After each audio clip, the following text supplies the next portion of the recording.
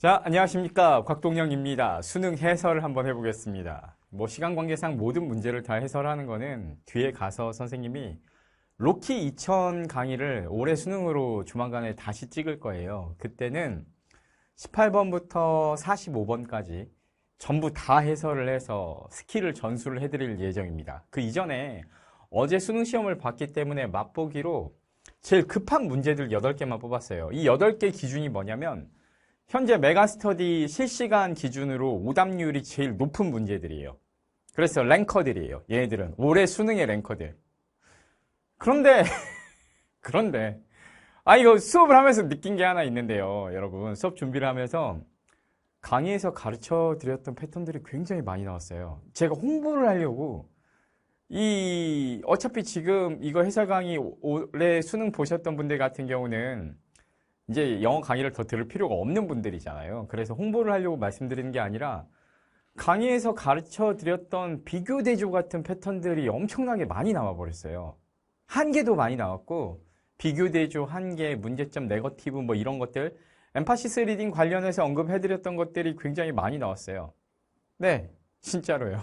너무 기분이 좋았는데 근데 학생들한테 물어보니까 이번에 영어 다 어려워가지고 힘들었다고 말씀을 하시더라고요. 그래서 선생님이 가르쳐드렸던 거 어떤 것들이 나왔는지 한번 보여드리면서 21번부터 쭉 여기 나와 있는 21, 23, 29, 34, 35, 36, 37, 39 오답률 제일 높은 문제들인데 얘네들을 한번 정리를 한번 해보는 시간을 갖도록 하겠습니다. 여러분, 자 보겠습니다. 21번 먼저 볼게요.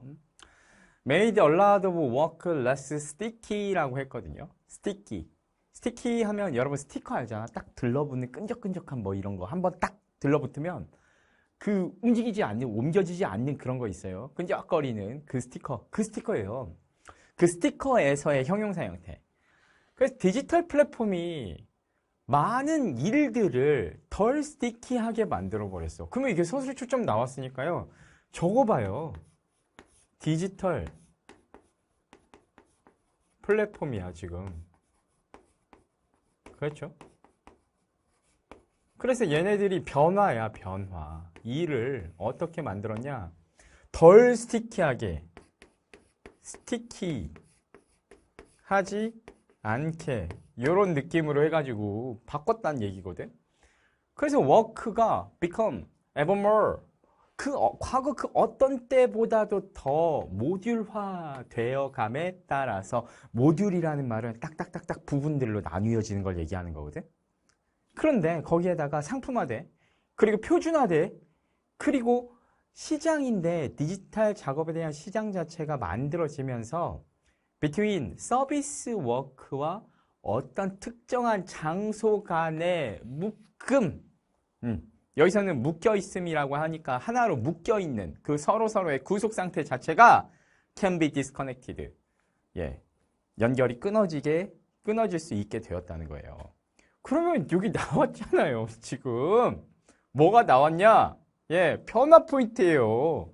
내가 강의에서 엄청 신나가지고 뭔가 기존에 없었던 뭔가가 새롭게 나타났다, 뭔가 이렇게 변했다 하면 정답선지를 정말 잘 떠라는 말씀을 드렸는데 이렇게 해나가면서 디지털 플랫폼 같은 것들이 생기면서 궁극적으로 어떻게 됐다는 얘기를 지금 하고 있냐면 어떤 특정한 서비스,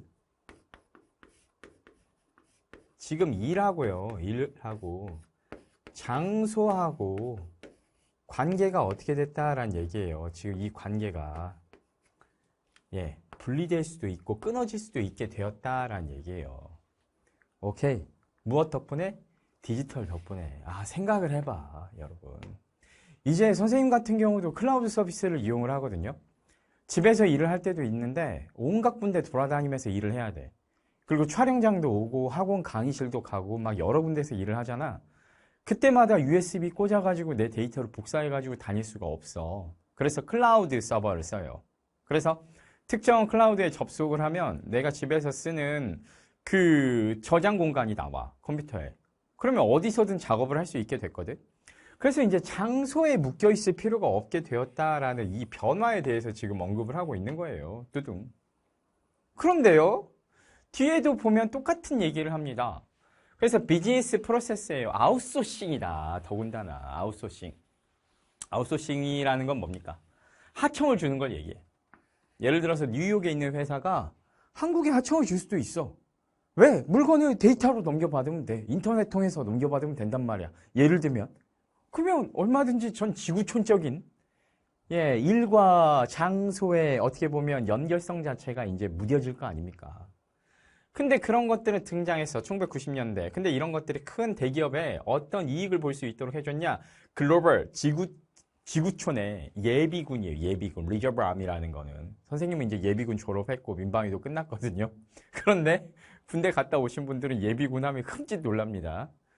근데 어찌 되었건 간에 지구촌에 있는 예비군들을 이용할 수 있게 해줘. 뭘 통해서냐? 그들의 콜센터를요, 무빙, 옮겨. 어디로 옮겨? 더 저렴하고 거리가 멀리 떨어져 있는 노동시장으로. 그러니까 콜센터만, 한국에 있는 대기업이 콜센터만 예를 들어서 다른 나라로, 노동력이 저렴한 나라로 옮겨서 설치할 수도 있다는 거야. 디지털 플랫폼 덕분에. 대표적인 예시 나옵니다. 클라우드 워크. 이런 것들이 변화시켰어. 더 볼륨이라고 하면 총량을. 그리고 여기서는 과립상이라고 했는데 과립상이란 말, 나는 영어 문제 주석 이렇게 좀 안 줬으면 좋겠어요. 진짜 이거는 좀 개똥 같아. 이 과립상이 뭐예요, 여러분? 여러분들이 한자를 안 배우잖아. 그렇죠? 이거는 그냥 포도같이요. 알맹이가 하나씩 하나씩 떼글떼글 맺혀있는 그런 상태를 얘기한대요. 나도 오늘 아침에 사전을 찾아보고 왔거든요. 수업을 하려고.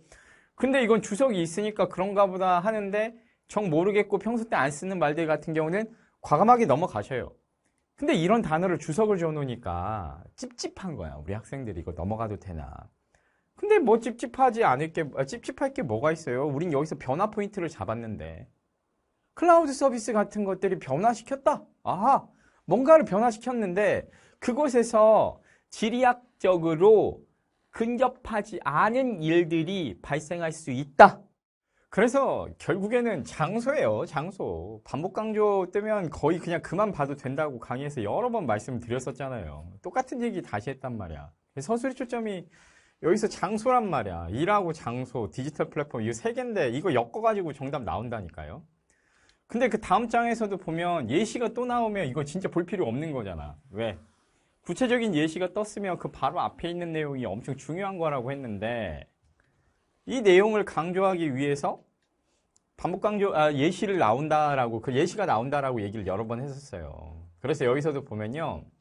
몰 비즈니스는 이제 거대한 쇼핑몰 같은 것들을 얘기하는 건데 그런 사업, 뉴욕에서의 사업이 고용할 수 있어. 자유계약에 트랜스크라이버란 말은 뭔가를 옮겨 적는 사람, 뭔가를 베껴 적는 사람도 트랜스크라이버라고 하고요.